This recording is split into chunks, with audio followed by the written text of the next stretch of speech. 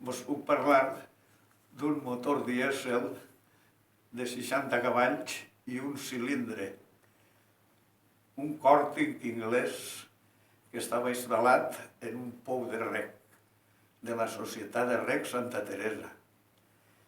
Este motor servia per extraure l'aigua d'un pou de 25 metres de profunditat i traïa un caudal de 4.000 litres per minut. El sistema de transmissió del motor a la combinació del pou era a través d'una corretja en la que una polea loca servia d'embrague.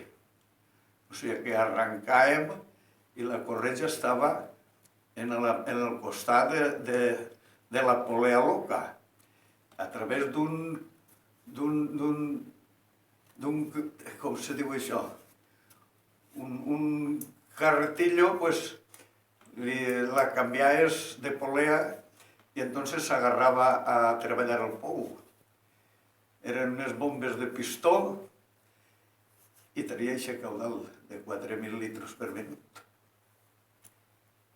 Servia per regar els horts. Ja?